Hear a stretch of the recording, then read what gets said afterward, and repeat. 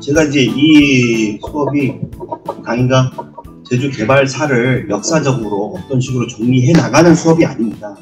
그런 의도로 한 게 아니라 70년대, 80년대의 중문 관광단지와 신제주 개발이라고 하는 것이 굉장히 중요한 사건이긴 한데, 제가 오늘 여러분들에게 말씀드릴 거는 그 개발이라는 게 과연 무엇이었는가, 그리고 개발과 발전이라는 게 우리 제주도민들의 심성사에 어떤 영향을 끼쳤는가, 그리고 우리는 그것을 어떻게 욕망해 왔는가 라는 이야기를 좀 해볼까 합니다. 제주 개발의 시작은 지난번 말씀드렸던 이 사람이죠. 오른쪽에 있는 사람은 박정희고, 왼쪽에 있는 사람은 김영관. 예. 잠깐 보실래요?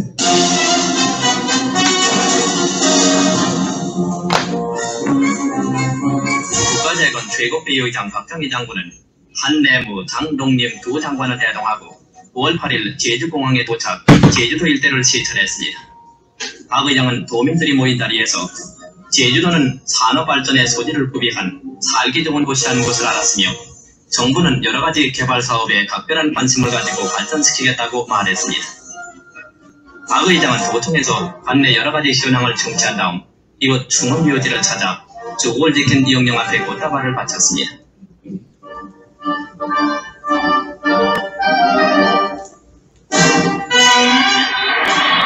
그리고 박 의장은 제주도의 여러가지 산업과 명승부족을 두루 시찰한 다음 제주도의 관광사업 진흥에 큰 관심을 표명했습니다.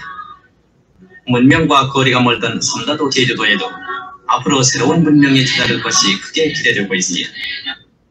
네, 잠깐 봤습니다. 흔한 대한뉴스인데요.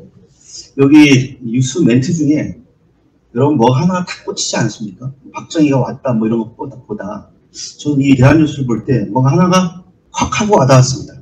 도대체 박정희라고 하는 사람이 국가재건 최고의 의장 자격으로 제주에 가장 먼저 왔잖아요. 왜 그렇게 왔을까?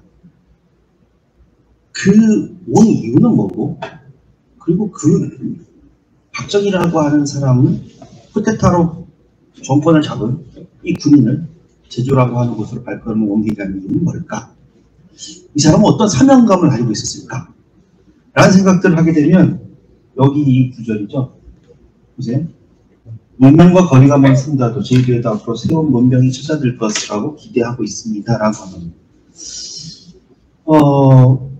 이런 부분들 박정희 연설문을 좀 더 확인해 봐야 되는 이유는 있겠지만, 박정희는 스스로를 문명의 전달자, 근대화의 선구자, 제주에 뭐 이런 것으로 자처하지 않았나라는 생각들을 좀 해보게 되거든요.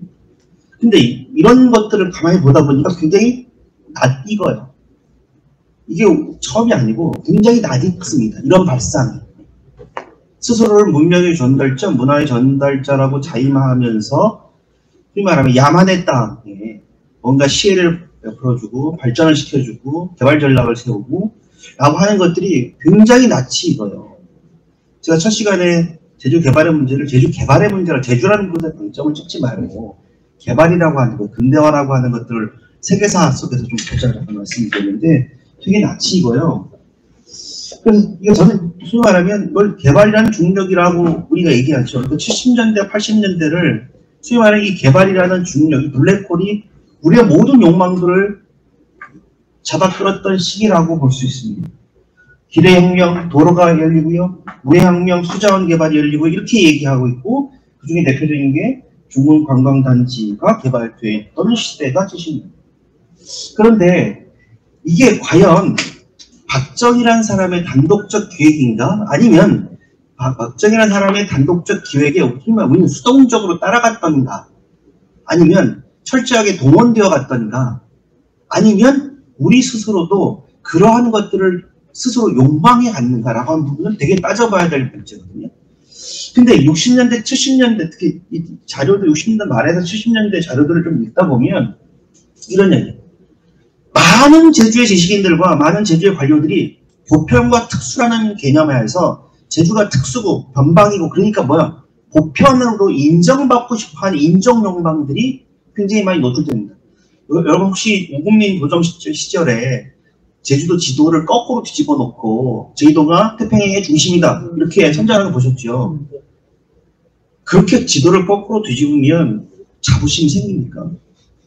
이게 뭐냐면 이게 결국은 우리도 제주가 주변이나 변방이 아니라 우리도 당당한 역사의 중심이다라고 하는 어떤 자기 자긍심이라고 해석할 수 있지만 거꾸로 뒤집어 보면 굉장히 그 안에 있는 열등감과 열패감과 인정망이 뒤섞인 거거든요. 근데 이게 우리 여기서 많이 보지 않았습니까? 그리고 보편을 지향하는 이런 이 욕망들을 우리는 언제 목격했을까요? 저는 이 보편주의에 대한 기원, 그러니까 보편과 특수죠. 근데 보편과 특수를 하는데 이 보편과 특수라고 나눌 때 무게중심은 어디 있습니까? 보편에 있죠. 보편과 특수하다라고 다르다라고 규정하는 건 보편의 시선입니까? 특수의 시선입니까? 보편의 시선이죠. 보편과 특수라고 이렇게 구분되는 것 자체에 기본적으로 힘의 차이가 있습니다. 그렇지 않습니까? 서울과 제주, 보편, 특수, 누가? 서울이 보편이죠. 근데 그렇게 가르는 시선 자체, 그렇게 명명하는 힘 자체가 저는 이게 굉장히 좀 조심히 따져볼 필요가 있다라는 생각이 들었습니다. 그런 것들을 잘 간파한 학자 중에 하나가 에드워드 사이드라고 하는 학자입니다. 에드워드 사이드가 오리엔탈리즘하고 문화와 제국주의라고 하는 유명한 정말 대표적인 저서들을 남기는데 이게 무슨 얘기냐면 오리엔탈리즘 많이 들었을 때 서양이 동양을 어떻게 상상했을까? 그러니까 이거죠. 이거죠. 포카혼타스 맞죠? 그리고 디즈니에서 다뤄지고 있는 수많은 우리가 봤던 디즈니 영화들에서 백인이 어떻게 다뤄지고 흑인이 어떻게 다뤄지고 아시죠? 그러니까 이 에드워드 사이드는 팔레스타인 출신입니다. 자기 집에 갔더니 유대인이 점령하고 있어서 쫓겨나가는 경험이 있어요. 그래서 이제 유럽의 시선이 팔레스타인, 이 아랍, 즉 아시아를 어떤 식으로 바라보고 있는가 하는 것들을 굉장히 문헌학적으로 실증적으로 규명한 사람입니다. 유럽이 동양을 상상할 때 여성, 이국적 이런 이미지들 있죠. 그러니까 그런 것들을 통해서 이제 오리엔탈리즘이라고 얘기하는데 이 오리엔탈리즘이라고 얘기하는 건 뭐냐면 서양 사람들이 동양에 갖고 있는 편견이라고 하는 겁니다. 근데 이런 편견들이 유럽 제국주의에 국한된 건 아니죠. 유럽 제국주의에 갖고 있는 이러한 동양에 대한 편견이 고스란히 일본 제국주의에도 등장하죠. 그러면 저는 그럴 때 가장 우리가 주의 깊게 봐야 될 텍스트가 여러분 다 아는 만세전이라는 소설입니다. 다 들어보셨죠? 만세전의 뜻이 뭡니까? 일제시대 때 만세를 언제 들었을까요? 1919년. 그러니까 그 만세전입니다. 1918년. 1917년에서 18년을 배경으로 한 영상설의 소설 만세전입니다. 이 소설은 정말 문제적인 텍스트입니다. 주인공이 이인하예요. 일본 유학생이에요. 근데 그때는 좋은 풍습이 있으니까 결혼했잖아요. 근데 이제 집안끼리 결혼을 하니까 그 상대적인 녀석은 배운 녀석이 아니죠. 남편은 지식인 인텔리예요. 일본으로 갔어요. 근데 일본에서 하라는 공부는 안 하고 거의 문펜 뭐 이렇게 지냅니다. 전보가 옵니다. 아내가 유독하니까 바로 하라. 근데 애정이 있나요? 없죠. 자기가 일본에서 배운 여성들 많이 만났으니까 자기 아내는 대화도 안 되고 애정도 없고 그러니까 가기 싫어요. 또 가기 싫어합니다. 그 이마라는 사람은 당시에 1910년도 후반에 유학을 올 정도니까 돈이 좀 있는 집안의 아들님이잖아요. 부잣집 도련님이에요. 이 사람은 자기가 돈이 많아서 일본의 노동자들 우습게 합니다. 그러니까 우리가 미국으로 공부하러 갔는데 부잣집 도련님이에요. 그럼 누구를 우습게 하겠어요? 흑인이나 히스패닉을 대하는 태도가 생각하시면 됩니다. 그래서 그렇게 아주 자기 자존감과 그죠? 자기 자긍심이 하늘을 찌르는 사람이에요. 근데 이 사람이 일본에서 관부 연락선, 시모노세키 관부 연락선을 타고 부산으로 오는 도중에 자신이 아무리 부잣집 도련님이고 그리고 배운 것이 많은 인텔리라 하더라도 식민주의, 피식민자, 지배를 받는 사람이다라는 걸 자각하는 게 됩니다. 그게 굉장히 유명한 장면인데 배 안에 목욕탕에서 목욕을 하다가 이런 얘기를 들거든요. 야, 갔더니 조선사는 뭐야? 대만의 원주민들보다 못해. 뭐 이런 얘기들을 하고 웃고 떠드는 거예요. 그럴 때 자각합니다.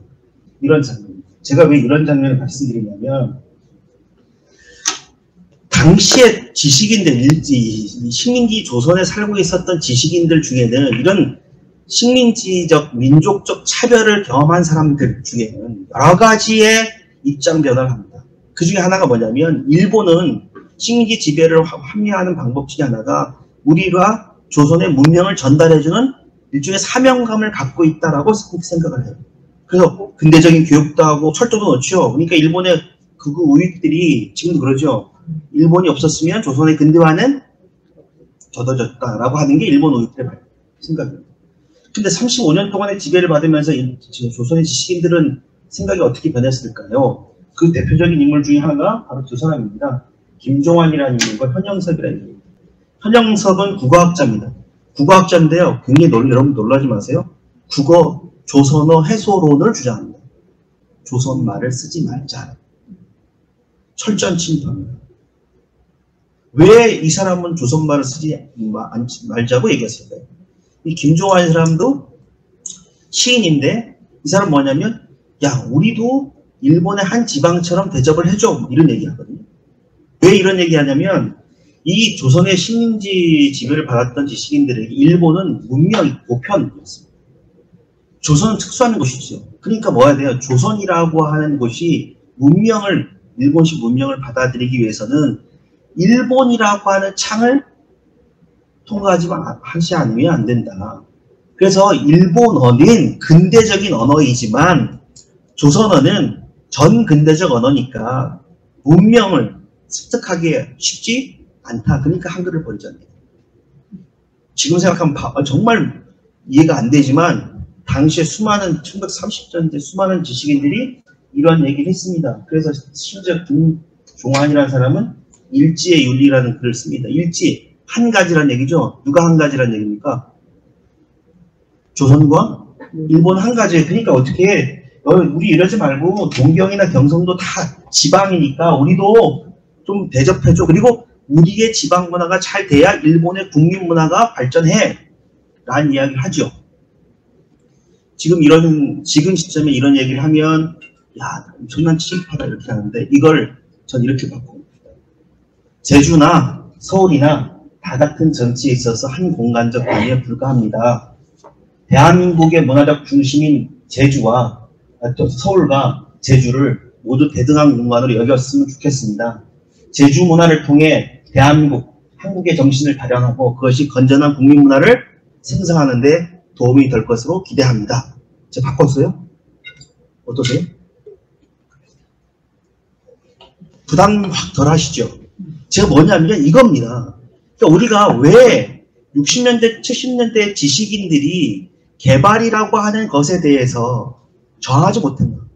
그리고 개발과 근대에 대해서 우리 스스로 어떻게 욕망했는가를 따져보면 우리는 기본적으로 식민지라고 하는 이 시대를 관통하면서 생겼던 보편에 대한 욕망, 그리고 서울, 중앙으로부터 인정받고 싶다라고 하는 인정 욕망들이 그 안에 교묘하게 자리 잡고 있었던 거죠.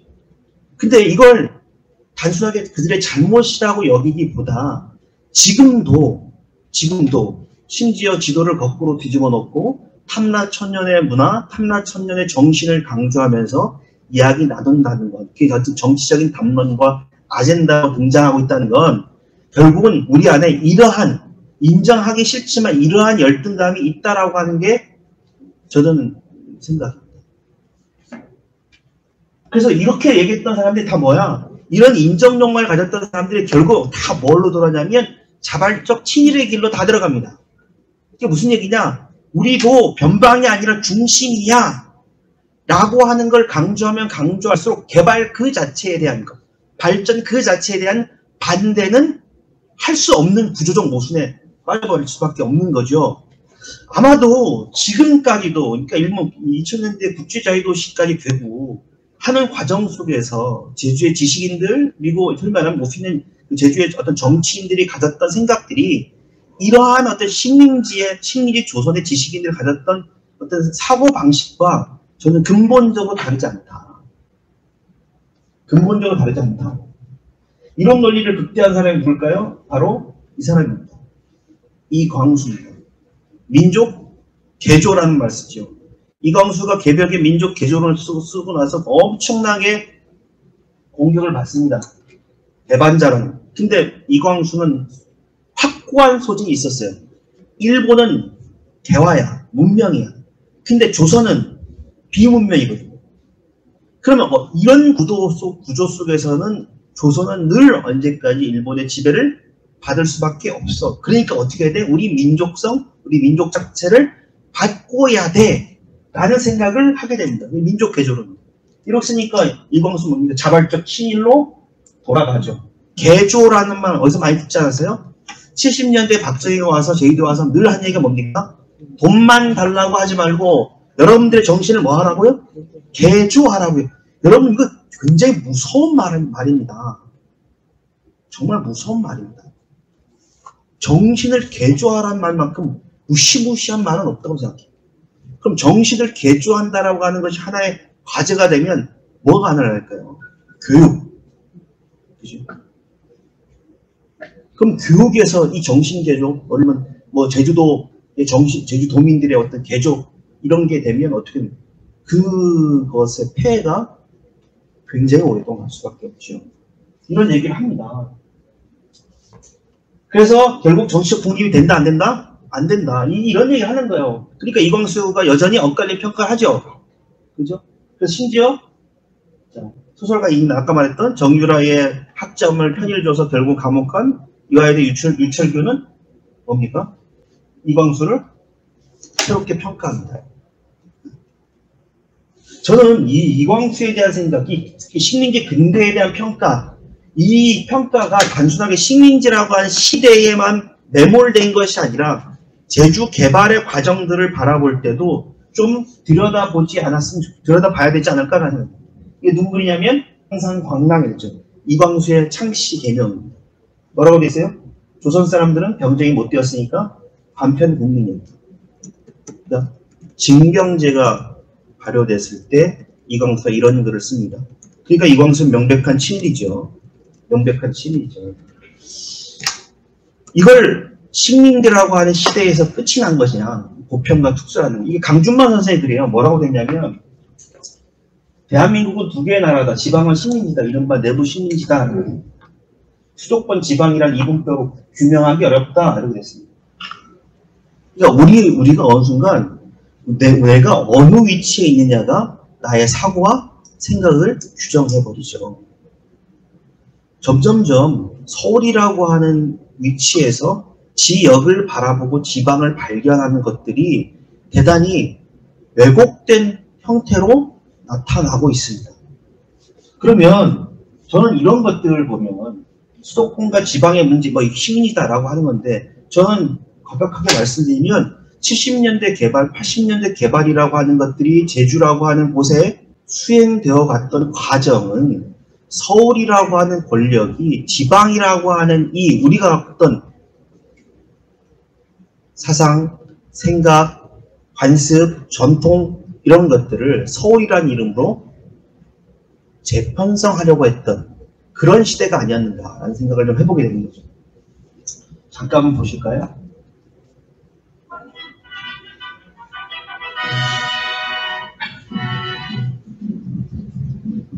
(1966년) 중반 제주도 시설에 나섰던 박정희 대통령이 제주도민의 식수 문제 해결을 위해 문득 이렇게 쌍도를 들이면서로서 한라산 부대 고지의 어선생과 중국에서 나는 하루 3만 톤의 수자원 개발의 기본 방향을 제시함으로써 본격적인 작업은 성공하게 되었던 것입니다.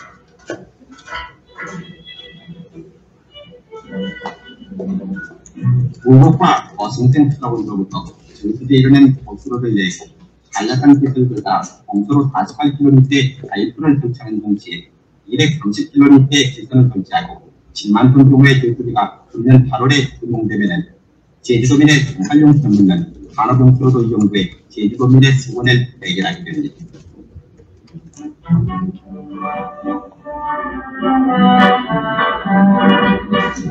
한편 스몰북을 개헌제를 맞은 개헌국회의원에게는 달라진 제주도의 발전상을 둘러보고 지난날에 볼 수 없었던 눈부신 개발에 감개무량한 표정이었습니다. 그런데 제주도는 특수한 지질과 불리한 지형관으로 수자원이 극히 부족한 실정이었습니다.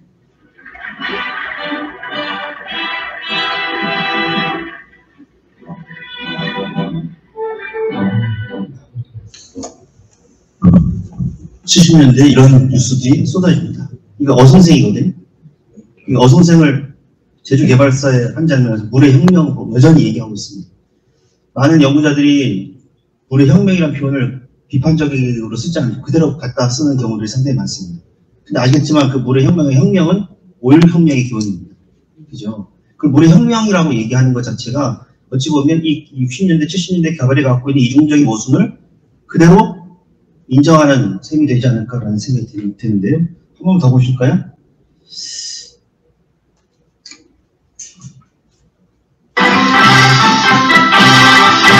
제주도에서는 오늘날 혁명정부의 힘찬 시책에 힘입어 눈부신 개발이 이루어지고 있는데 특히 입지 조건이 좋은 제주 목장은 확충을 거듭하고 있는 가운데 동양에서도 손꼽을 큰 목장으로 발전돼 가고 있습니다.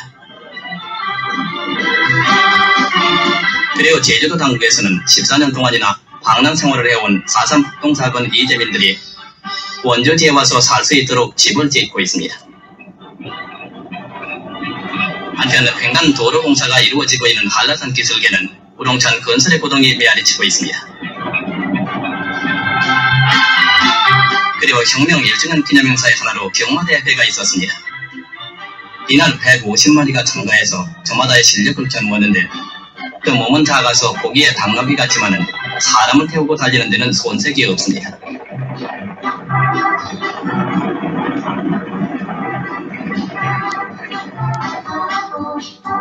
그리고 해상에서는 흰 유니폼으로 말쑥하게 단장한 해녀들의 마스크에 힘이 불어져 여러가지 묘기를 보이면서 남측 바다 푸른 물결을 곱게 수놓았습니다.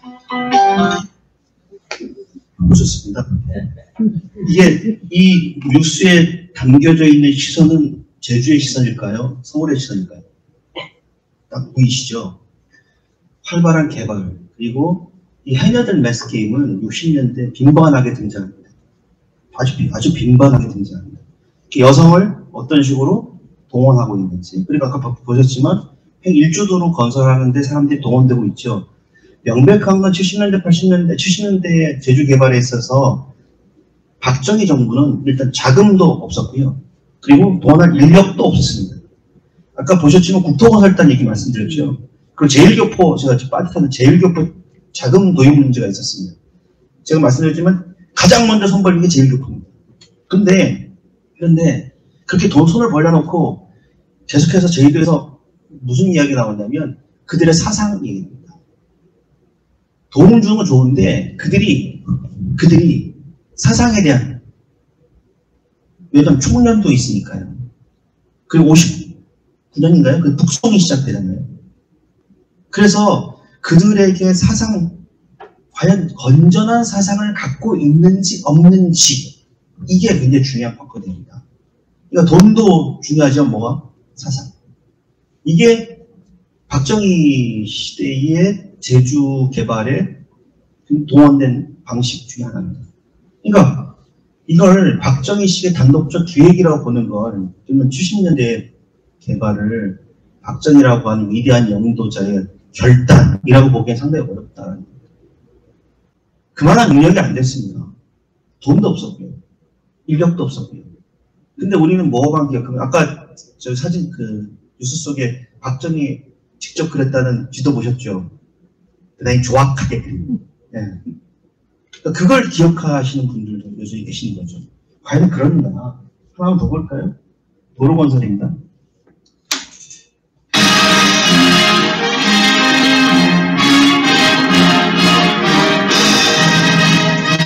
전길이 181km의 제주 1조 5회 도로보장공사 준공식이 제주도청 광장에서 열렸습니다.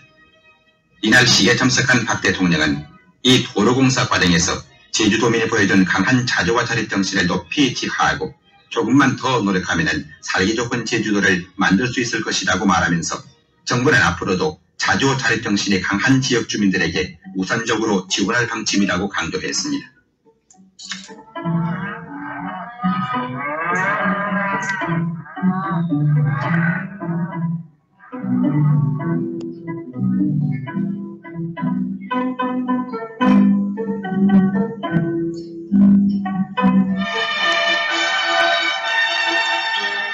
합심하여 다진 도로 근대화의 발판 3차 40만이 다진 길 70년대 번호의 길이라는 구호가 눈길을 모으는 가운데 개통대회를 꺼낸 박정희 대통령은 이어서 하늘은 스스로 돕는 자를 돕는다고 말하고 이 도로는 거리를 단축시킨다는 의미보다 더 많이 생산해서 경제건설을 이룩함으로써 보다 잘 살기 위한 도로이니 이를 잘 활용하라고 당부했습니다.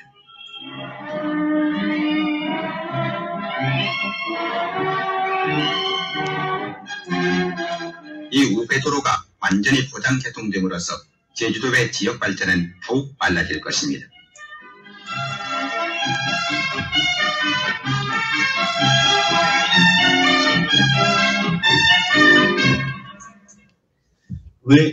이 도로가 어느 도로인가요? 지금 일주도로, 구일주도로입니다. 180km. 근데 도로와 관련돼서 일본 제국주의가 일제시대에 일정 부분 기초를 닦아놨다라고 하는 것도 있거든요. 근데 제가 말씀드린 건 뭐냐면 왜 유독 박정희는 이런 제주라고 하는 것을 집착했을까요? 제가 옛날 70년대, 80년대, 특히 70년대 자료들을 이렇게 뒤적이면서 제가 아직 실증적으로 뭘 확인을 할 수는 없지만 그런 생각이 들었습니다. 70년대에 그 무엇보다도 가시적인 경제 성장이라고 하는 걸 보여줌으로써 자신의 어떤 정권의 정당성을 확보해야 되는 박정희의 입장에서는 제주라는 이 좁은 지역에서의 가시적 성과들이 굉장히 유용한 프로파간다, 선전의 도구로 활용됐을 것으로 짐작됩니다. 다른 지역보다 더 많은 이 오게 되고 그리고 제주 개발의 모든 분야 부분에 있어서 진두지휘 하는 것들을 계속해서 선전하거든요. 근데 아까도 말씀드렸지만 나오잖아요. 40만이 합심하여 닦는 이 일주도로가 제주도민들이 온 힘을 다해서 함께한 길이라고 하는 어떤 선전의 용도가 아니라 실제로 많은 사람들이 자기 동네에 오면 무료로 강제로 봉헌됐습니다. 그러니까 결국은 박정희식 기획이었지만 우리 안에도 그죠? 이런 게 있었다는 거죠. 하나만 더 보겠습니다. 이건 또 돈.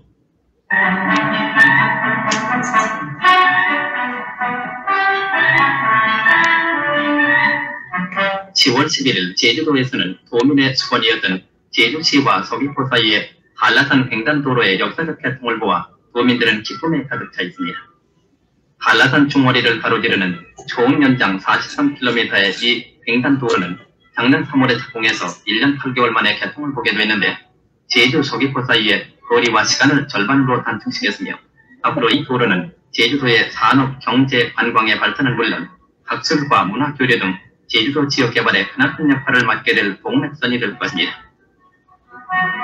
이런 도로 건설과 관련된 뉴스들이 상당히 많이 나오고요. 이 도로 건설 다음에 가장 또 많은 게 뭐냐면 서울에 있는 대학교에서의 학술 조사 이런 뉴스들이 상당히 많이 나옵니다. 근데 가만히 보다 보니까 이런 거예요. 이 식민지 시대에도 일본이 뭐 철도 건설 이런 얘기 나오고 그 일본의 지식인들이 조선에 대해서 학술 조사 되게 많거든요. 이게 그걸 겹쳐보다 보면 단순하게 이게 뭔가 식민지 시대의 어떤 경험과 지식이 70년대 제주개발의 프로젝트에서도 그대로 일정 부분 답습되고 있는 게 아닌가라는 생각이 들 때가 많습니다. 참고로 이 사람이 누군지 아십니까?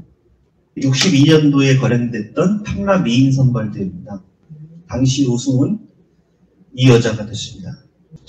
정답이 안에 있습니다.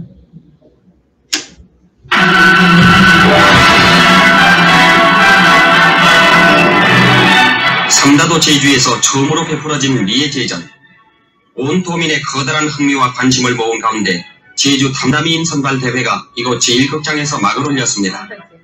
시종 박수와 격려의 환희 속에 진행된 이날 제전에서는 예선을 거친 11사람의 미인이 저마다의 아름다움을 자랑했는데 좁은 자연 환경에서 자란 이들은 한결같이 제주도 특유의 아름다움을 지니고 있었습니다. 드디어 탐남이인이 뽑혔는데 이의 상징인 화관이 이날의 영광을 차지한 고려진 양에게 수여되었습니다. 그리고 준 탐남이인에는 김덕생 양이, 또한 인기상에는 문태자 양이 각각 선발되었습니다. 그런데 제주도에서는 앞으로 이 탐남이인들을 친선사절로 국내 각지와 일본 등지에 보내서 비약적으로 발전한 제주도의 새 모습을 널리 소개할 것이라고 합니다. 이어서 탐남이인이 탄 보스레를 선두로 미의 행렬이 벌어져 이곳에서 보기 드문 장관을 이루었습니다. 이곳 제주도 이제 과거와는 달리 새로운 문화생활을 지향해 발전을 거듭하고 있는 것입니다. 카파에도 오랜만에 보셨죠? 이름 누구라고요? 고려진.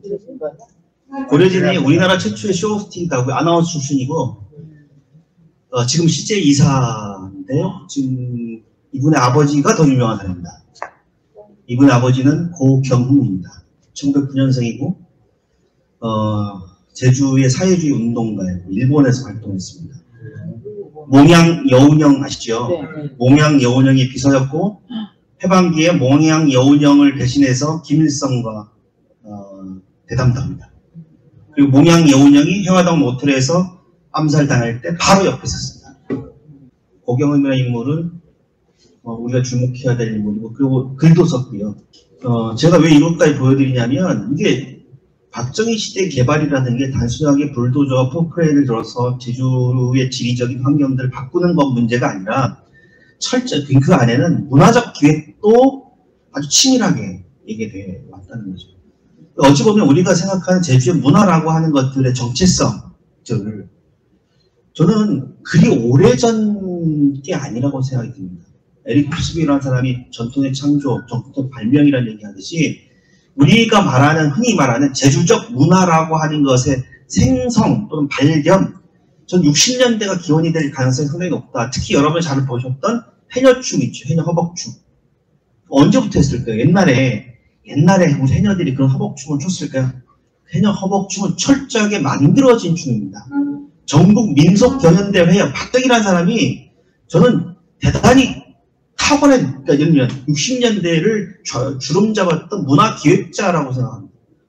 이 사람이 민족을 강조하고 전통을 강조하고 60년대 전국 민속경연제를 경연이라는 말에서 보여지듯이 이건 철저하게 우열을 가르는 겁니다. 순위를 가르는 겁니다. 경쟁을 시키는 겁니다. 그러니까 예를 들면 박정희가 제주라고 하는 곳에 지역개발을 독려하듯이 다른 지역에 가서도 지역개발을 독려했겠죠. 그 뭡니까? 각 지역 간의 경쟁, 순위, 우열, 그를 통해서 이 동원이라고 하는 자발적 동원을 권력이 차지하는 방식, 통일하게 민속이라고 하는 것에도 이 전국 민속 경연대에 참가하기 위해서 당시 제주여고 우리 사람 고두심 등등을 비롯한 이 사람들에게 우용을 가르칩니다. 그게 이제 소위 말하는 우리가 말하는 공연화된 해녀들의 춤이죠. 그걸 전통이라고, 그죠? 물어먹들면서 이어도사나 이어도사나 부르고 하는 게 얘는 그런 식이 아니죠. 노동요라고 하는 게 그렇게 안 되죠. 어찌 보면 제주적인 전통이라고 하는 것들이 만들어진 시대를 따져보면 60년대 개발이라고 하는 게 개발 시대와 상당히 밀접한 관련이 맺을 수밖에 없다. 문화적 기획이라는 것도 근대화 개발이라고 하는 것에 수반될 수밖에 없었던 것이다. 그래서 어찌 보면 그래서 더 힘들어요. 그냥 포크레인, 불도저, 그래서 개발 이렇게 되면 그 개발에 대한 그 개발 그 자체가 갖고 있는 폐해들 때문에 저항하기 쉽지만 문화적인 차원에서 여러 가지 근대화적이고 개발이고 이런 것에 들어오기 시작하면 그 자체를 거부하기가 상당히 어려워지는 거죠. 70년대가 도로 건설의 시대라면 제주도의 대표적인 종합관광단지인 중증관광단지가 1단계 사업이 마무리 단계에 들어섬에 따라 그 모습을 드러냈습니다.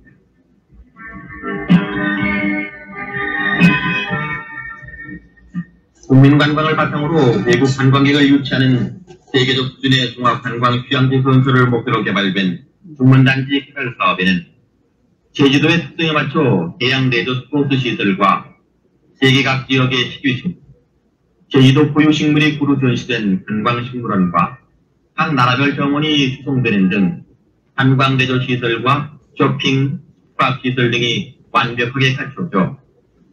명실공히 21세기를 지향하는 국제적인 휴양지의 모습을 보여주고 있습니다. 아까 70년대, 60년대 영상하고 이거 영상하고 멘트나 이 구성이 좀 달라진 거 못 느끼십니까? 앞부분에 뭡니까? 근대화 뭐 이런 게 나오죠.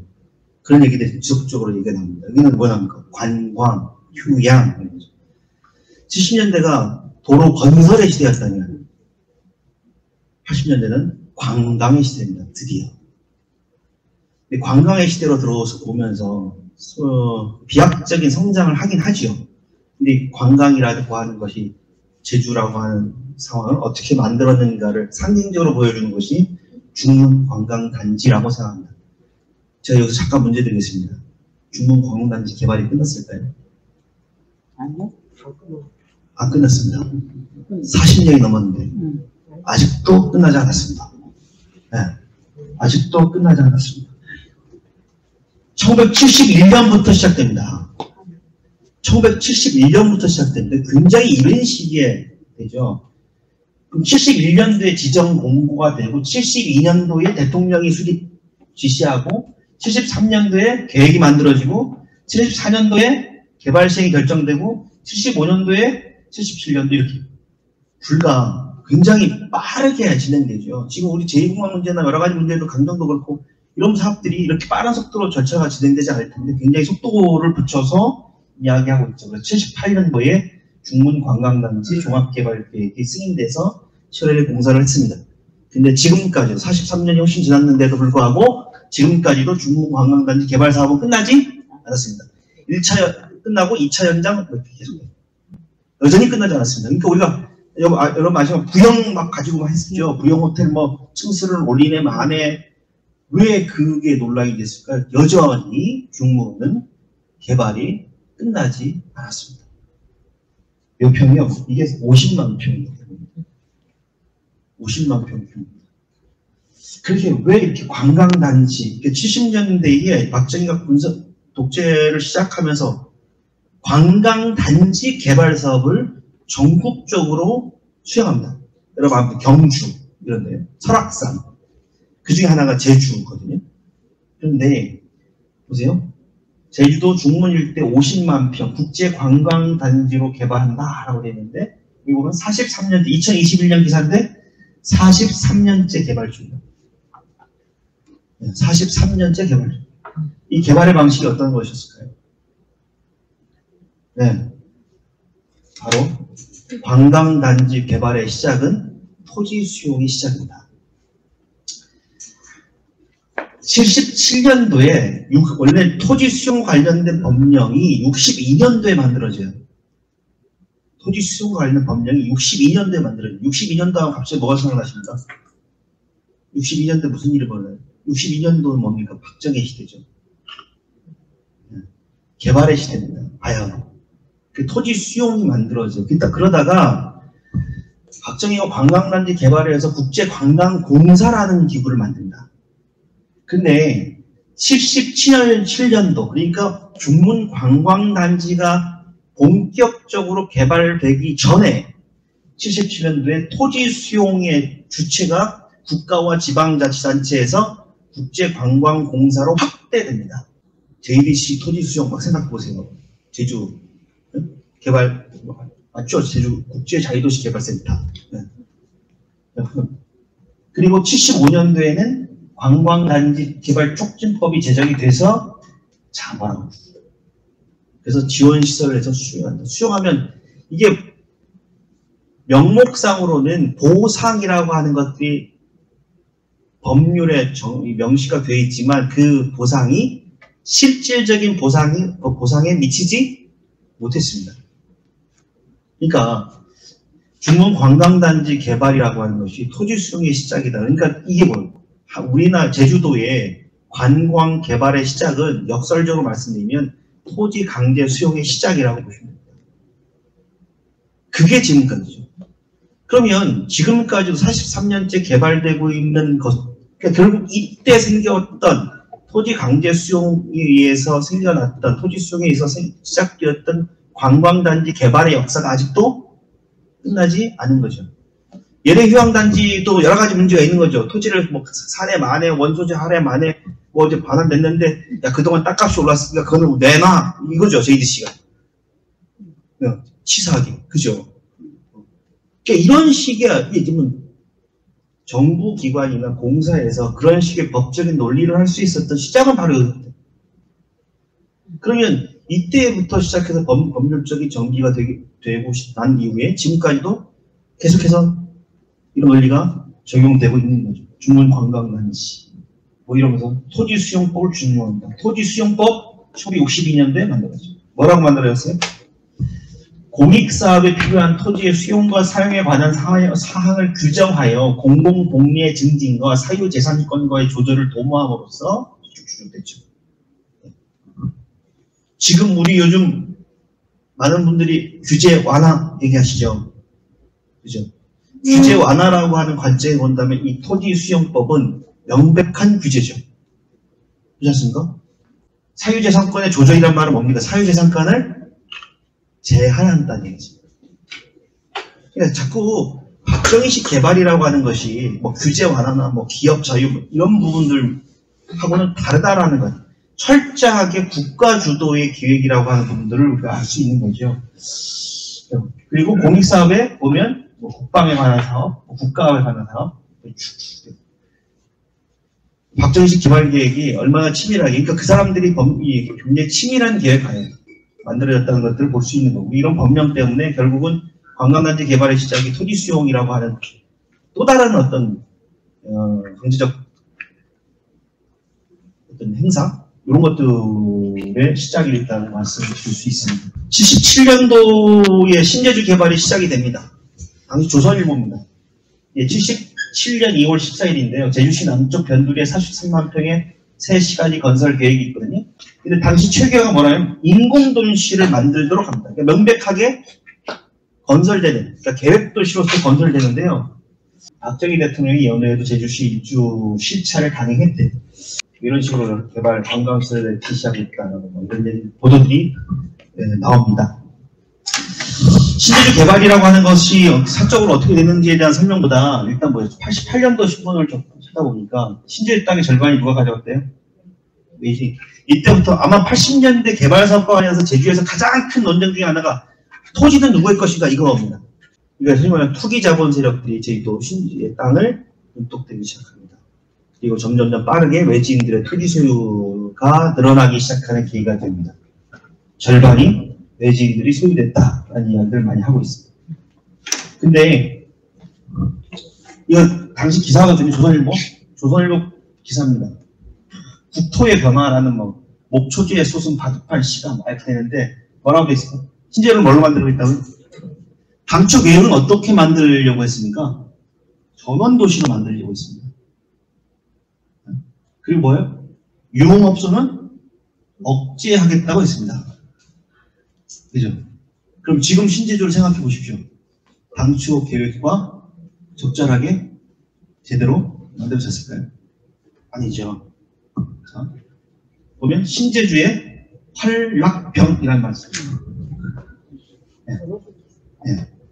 신제주가 건설되고 나서 당초의 계획과 다르게 신제주라는 곳에 가지고 있는 유흥업소, 활락 이런 신제주 전원도시 조성 계획은 사실상 실패로 끝나버립니다. 저는 이런 뉴스들을 볼 때마다 이런 생각합니다. 도대체 개발이라는 우리한테 무엇이었는가를 좀 더 깊이 고민해 봐야 되지 않을까. 근데 이제는 뭐 90년 들어와서 동양의 하와이 뭐 이런 얘기를 하고 있고요. 국제자유도시 이런저런 얘기를 하고 있습니다. 이게요, 그 정책적인 혼선도 가져오고 뭐 여러 가지 얘기하는데 제가 드리고 싶은 말씀이 이겁니다. 우리가 이런 중문관광단지와 신제주 개발까지 쭉 오는 개발의 과정 속에서 우리가 흔히 요즘 들어서 제주답다라고 얘기하는 것, 제주답다라고 이야기하는 게 과연 뭘까? 해녀, 돌담 얘기하죠. 뭐 제주말, 바다, 자연 얘기하는데 제주답다라고 해요. 왜 제주답게라는 슬로건이 나왔을까요? 지금 우리가 직면하고 있는 제주가 제주답지 않다라고 느낀 거죠. 근데 왜 제주답지 않다라고 느끼십니까? 개발이 많이 돼서. 그 다음에 개발이 많이 돼서가, 일명 개발이 되면, 아까 봤잖아요. 우리 70년대 대한뉴스 보던 활발한 건설, 개발이 되고, 발전하고, 그럼 좋은 거 아닙니까? 잘 살게 되면? 그래서 개발 이익 환수 있잖아요. 개발 이익 환원 이렇게 했죠. 80년대 우리 이용권 선생님 말씀을 드릴 텐데, 탑동 같은 경우 되게 이상합니다. 탑동은 개발 이익 환수, 이게 굉장히 중요한 관건이에요. 야, 니들이 범양 건설이 돈을 많이 벌었으니까 탑동 개발하면서 매립하는 과정에서 여러 가지 야로들이 있었단 말이에요. 돈을 많이 벌었으니까 개발 이익을 저희도 환원해야 돼 라는 게 대도돼요. 대도되니까 뭘 했습니까? 병문천을 콘크리트로 덮어버렸습니다. 이게 개발 이익 환수의 방식이었어요. 근데 야, 이렇게 관광이 늘어나는데 어떻게 돈 버는 놈들은 딴 놈이야. 그리고 뭐 쓰레기만 많아서 이런 거 아니에요. 근데 정말 그래서 우리가 제주답다? 개발이 나쁘다? 이렇게 합니까? 아닙니다. 실질적으로 관광객이 늘어나고 그리고 개발이 되면서 실질적으로 이익을 보는 사람들도 있죠. 그런 사람들이 경제적인 이득을 보고 있으니, 그리고 그 경제적 이익을 가지고 정치적 힘을, 그 정치적 영향력을 행사하고 있죠. 대표적인 양돈, 양식장 아닙니까? 그럼 제주답단이 뭘까요 도대체? 왜 우리 지금 제주답지 않다라고 느낄까요? 지금 그걸 알려면 도대체 우리가 뭘 욕망했는지에 대한 고민들을 해야 될 것 같아요. 저는 이걸 이렇게 얘기합니다. 현기영이라는 작가가 굉장히 날카롭고 예리하게 얘기하고 있습니다. 목마른 신들이라는 단편 소설입니다. 혹시 읽어보셨습니까? 네, 읽어보십시오.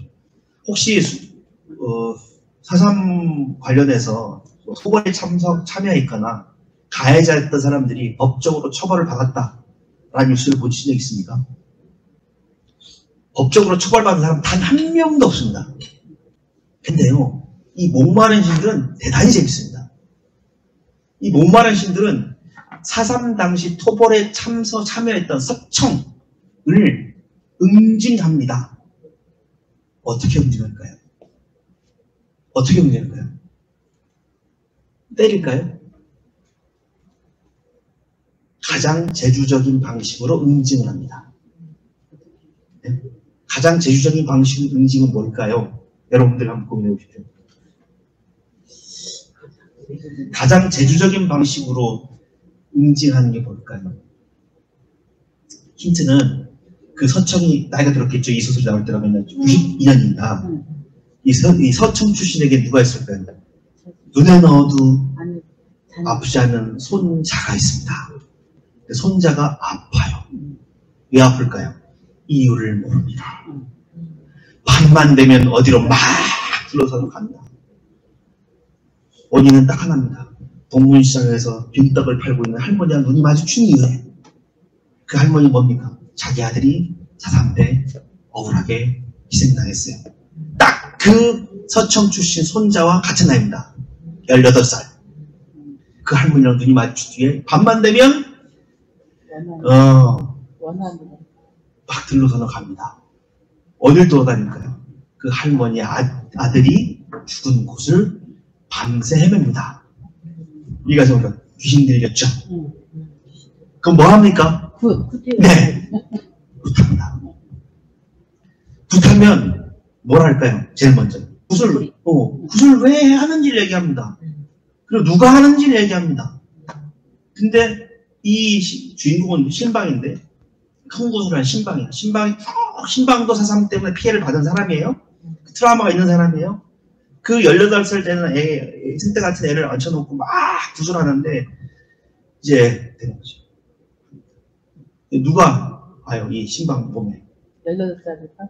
죽은 18살. 누구한테 죽었어요, 이 사람? 그 할아버지한테 죽었어요. 네. 서청이죠? 신방이 얘기합니다. 그게 이 목마른 신들의 앞골입니다. 이게 뭐냐? 우리가 법적인 처벌 얘기하죠. 그러니까 예를 들면, 야, 너네가 가해자였고 토벌자였으니까 법률적인 처벌하고 이렇게 법률적으로, 이게 소위 말하면 우리가 생각하는 처벌 같지만 현경이라는 작가가 창안해낸 것은 가장 제주적인 방식의 처벌입니다. 너희가 당신이 숨기고 싶어하는 당신의 과오를 신방의 입으로 낱낱이 이야기하는 겁니다. 고백하지 않은 사람의 내면을 신의 이름을 빌려서 그것을 고백하게 만들고 그것을 부끄럽게 만들고 윤리적으로 실패자로 만듭니다. 전 이 소설이 가장 제주적인 방식으로 가해자를 응징하는 소설 중에 소설이라고 생각합니다. 사삼과 개발은 저는 다르지 않다라고 봅니다. 저는 개발이야말로 또 다른 이름의 사삼이라고 생각해요. 경기영의 작가가 사삼문학에 있어서 문학적인 자기갱신에 성공한 작가라고 저는 생각합니다. 초기의 순이삼초는 지금의 기준으로 보면 상당히 미약합니다. 억울한 죽음의 원혼, 딱 주제의식이 딱 하나야. 좀 그렇죠. 근데 현경의 작가는 이 목마른 신들이나 마지막 대우를 거쳐서 지상의 숟가락 하나에서 결국 이덕구라는 인물을 전면에 등장시킵니다. 이덕구를 그러니까 관덕정 광장의 시신이 십자가에 내매달리잖아요. 그 장면을 현경은 관권의 불의에 저항했던 제주섬 공동체의 신화가 무너져 내리고 있다라고 씁니다. 그게 뭡니까? 사삼은 이데올로기가 아니라는 겁니다. 수탈적 권력, 정의롭지 못하는 권력에 맞서 싸웠던 전통이 제주에 있는 거죠. 저항의 전통이 있는 거죠. 탐라 천년의 정신이 뭐냐? 누가 저한테 부르면 딱 한마디 하겠습니다. 저항 정신. 불의한 권력에는 저항하는 것이 제주 정신이다. 해방 공간에서 통일 독립 정부를 수립을 염원했고 단독 선거 수립은 안 된다고 외쳤던 그들의 외침이 과연 잘못된 것이냐라는 생각을 하죠. 개발이 됩니다. 포크레인이 삼날에 지켜서 섬 땅이 야금야금 먹성 좋은 육지 부자들 입으로 들어갑니다. 이게 92년도 상황입니다. 그죠? 그럼 아까 87년 이후에 가장 화두가 됐던 논쟁 중에 하나가 제주 땅은 누구의 것인가 라는 문제였습니다. 그랬더니 그걸 현기가 뭐라고요? 도끼에 맞아 거꾸러진 황소가 네 다리 12뼈 오름에 갈기갈리 분육당하는 형국이라고 얘기합니다. 제주섬이 갈갈이 찢겨나가고 있는 거죠. 근데 그걸 뭐라고요? 사삼의 수많은 오늘이 잠들지 못하고 엉겨니 이 섬 땅에 다시 한번 학살당하고 있는 겁니다. 개발은 저는 그런 걸 생각합니다. 왜 지금 우리가 제주답지 않다라고 느끼냐면 제주적인 것, 그 안에 갖고 있는 우리가 지금 겉으로는 그리고 말로는 표현할 수 없지만 제주만이 갖고 있는 어떤 기업들이 망실돼가고 있다라고 하는 것에 대한 위기감입니다. 그래서 지금 제주가 제주답지 않다라고 생각하는 겁니다. 왜냐? 한라술력도 있죠. 한라장촉이라는 걸 보면 이런 겁니다. 여전히 우리는 이런 시선에서 제주를 보고 있는 거예요. 서귀포가 어디 있습니까? 여기가 서귀포입니다. 제주시가 어디 있습니까? 여기 있죠. 지금 제주 지도랑 다르죠? 왜 다를까요? 임금의 시선이니까. 그러니까 70년대, 80년대 제주 개발이 뭐냐면 이렇게 가요된 시선, 서울의 시선, 근대화의 시선으로 제주를 바라보려고 했던 겁니다. 그런 것이 오랫동안 우리도 모르게 내면화된 거예요. 법한과 에어를 가보면 최영장군 승전비가 있습니다. 법한포구에 한번 가보십시오. 화강암으로 멋진 돌이 하나 있는데 거기 최영장군 승전비라고 되어 있습니다. 1374년 맞죠? 목호의 날. 최영장군이 승리했대요. 최영장군이 승리입니까? 제주 역사라고 하면 먹을까요? 이영모 선생님이 늘 얘기하지만 그 제주 역사의 그 제주적인 역사적 관점을 보면 그건 최영의 승리가 아니라 제주도민들의 학살이죠. 최영은 학살자입니다. 근데 우리는 여전히 학살자를 역사에서 아마 법한 주민들이 세웠을 것 같지만 승전의 역사로 기억합니다. 그러니까 승전의 역사가 아니죠. 사삼이 그렇게 기억되지 말라는 법이 있습니까? 100년, 200년 후에 사삼이 그렇게 기억되지 말라는 법이 없다고 생각합니다. 비극적인 죽음만 기억하고 학살만 기억하면 그리고 그 안에 3월 1일 30 총파업이라고 하는 이 저항이라고 하는 이 수많은 저항이라고 하는 것도 우리가 기억해내지 못한다면 100년, 200년 후에 박진경 승전비가 제주도 땅에 건립되지 않으리란 보장이 누구한테 있습니까? 개발이 왜 지금도 문제적이냐? 개발은 결국 이런 서울의 시선 그리고 권력의 시선으로 제주를 우리 스스로가 바라보게 하는 이 뒤집힌 지리적 감각을 이 제주 땅에 구현해내간 역사라고 생각합니다. 뒤집힌 지리적 감각이 끝이 났을까요? 끝이 안 났습니다. 여전히 우리는 발전해야 된다고, 성장해야 된다고 합니다. 근데 제가 묻지요. 누구를 위한 발전이고 누구를 위한 성장입니까? 그러니까 그 성장의 과실을 우리도 가져야 돼. 야, 그 서울 사람들 부자들의 주머니만 채워지면 않고 우리도 좀 우리 주머니를 넉넉하게 채워가자 라고 하는 수준으로는 개발에 대한 저항을 할 수 없다고요. 명백하게 이해해야 될 게 근대는 결국 식민성입니다. 라틴 아메리카 콜롬비아에서도 좌파 정권이 탄생했고 칠레에서도 좌파 정권이 탄생했습니다. 남미는 철저하게 미국식 근대화가 남미를 식민해간 역사입니다. 나르코스라고 하는 넷플릭스 드라마가 있습니다. 제가 한때 넷플릭스에 빠져서 열심히 마야광 파블로 에스코바르 마야광에 대한 이야기입니다. 근데 되게 재밌게 봤거든요. 근데 보다 보니까 되게 이해가 안 가요. 왜냐하면 이 사람이 마야광이에요. 파블로 에스코바르. 근데 이 사람들이 보이시죠? 미국인입니다. 미국 마약 단속국입니다. DEA라고 하는. 마약 단속국이 이 남미에 있는 콜롬비아 이런 데 와서 마약들을 단속합니다. 근데 저는 되게 재밌게 봤는데 가만히 생각해보면 이해가 안 돼요. 제주의 치안이 대한민국의 치안이 불안하다고 해서 일본 경찰이 와서 범죄자를 추격하고 수사할 수 있습니까? 중국 공안이 와서 범죄자를 추격하고 수사할 수 있습니까? 미국 FBI가 와서 수사하고 할 수 있습니까? 없죠.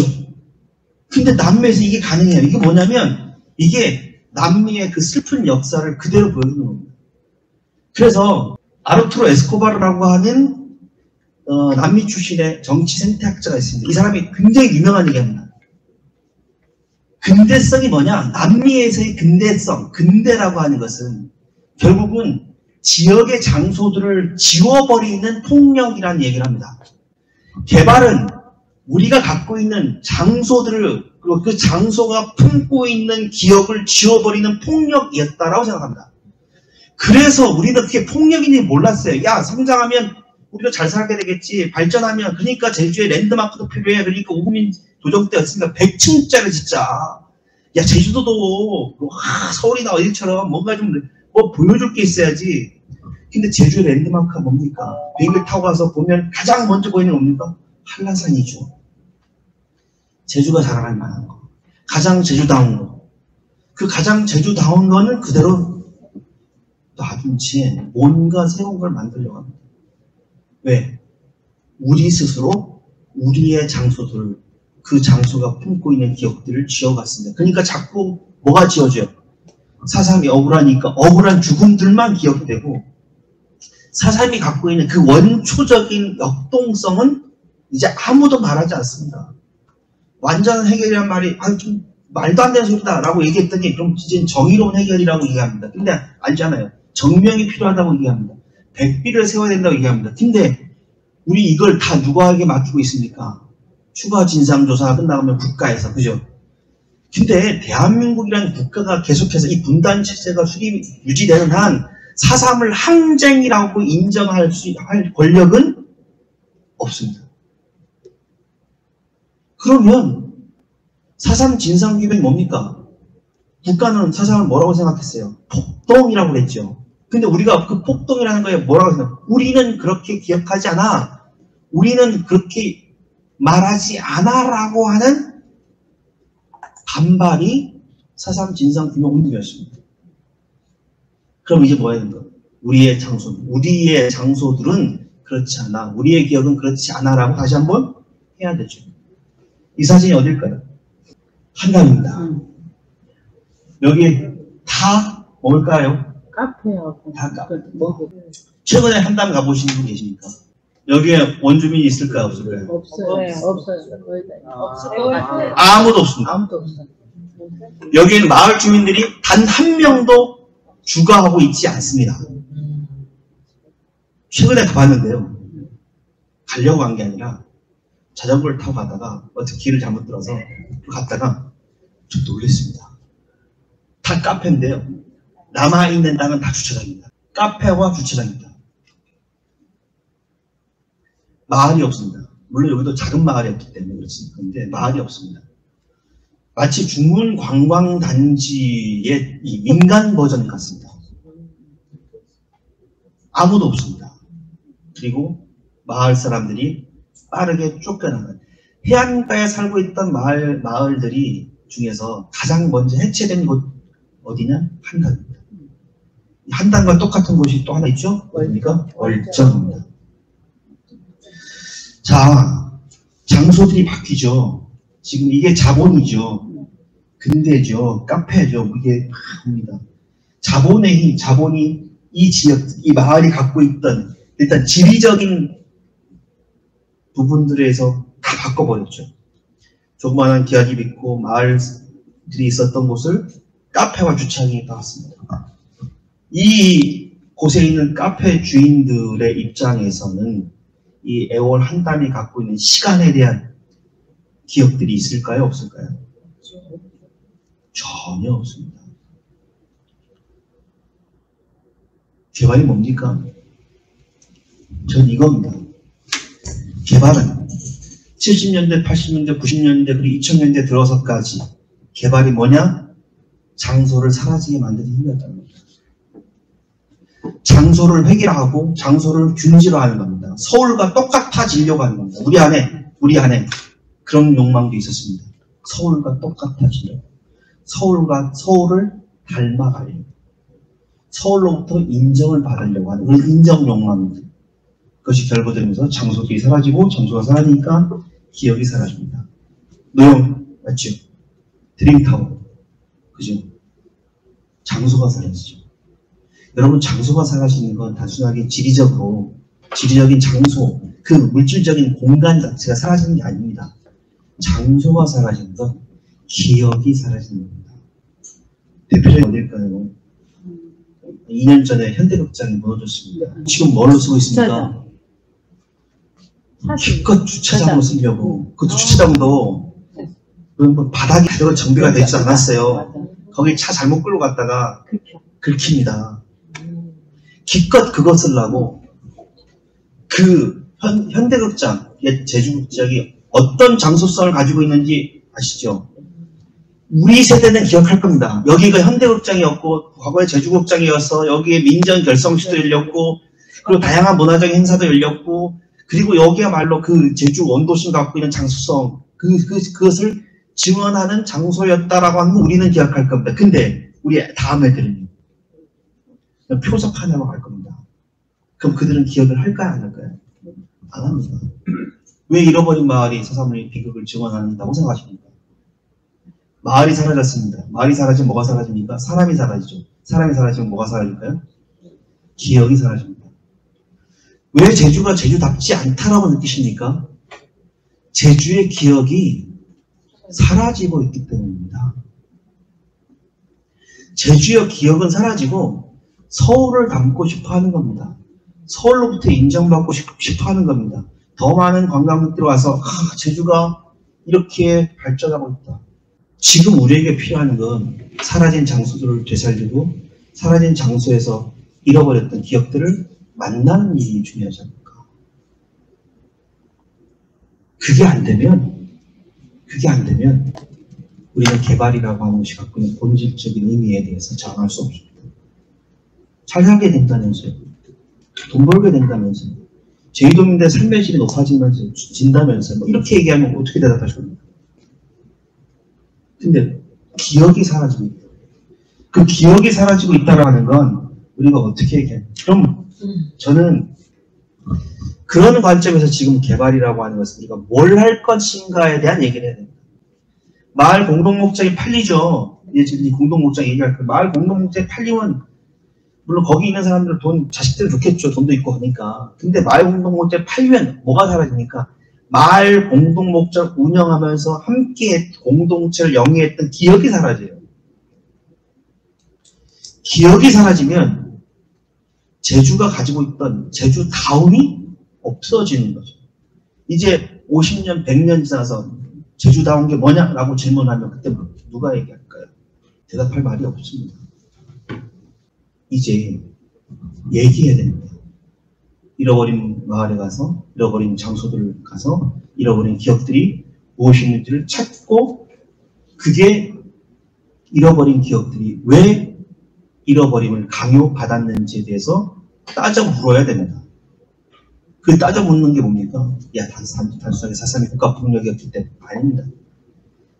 그 국가폭력이 하나는 물리적인 폭력으로 이데올로기를 등에 업고 왔다 반공주의라고 하는 것을 통해서 왔다면, 또 다른 폭력은 개발과 성장이라는 그 성장주의를 통해서 이 두 개의 필날로 제주가 하고 있었던 장소들을 사람을 지어가는 과정이었다라고 우리가 생각하지 않는다면 개발 어떻게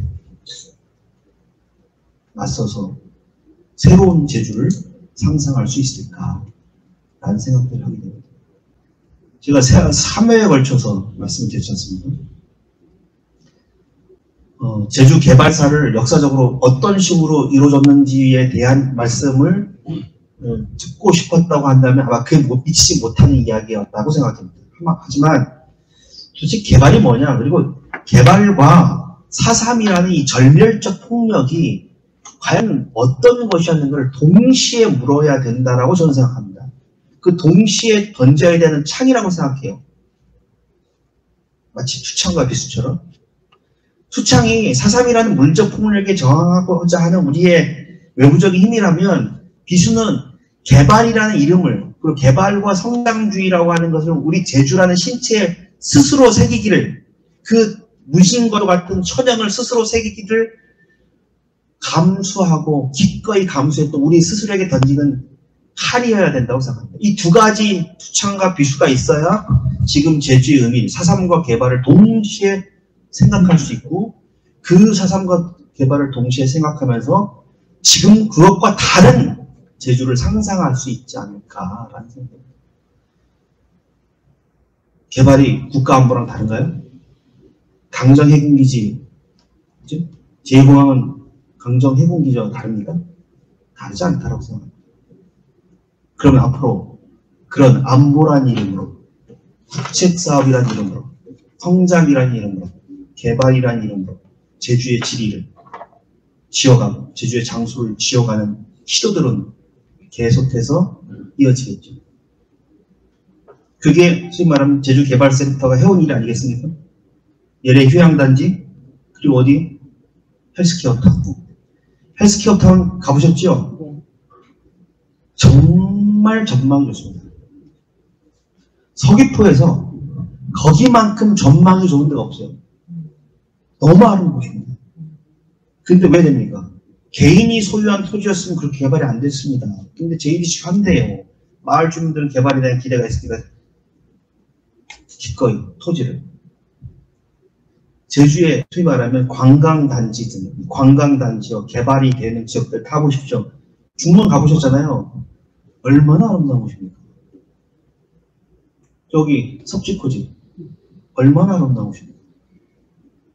성산 주민들 섭지코지 개발된다니까 박수 칩죠.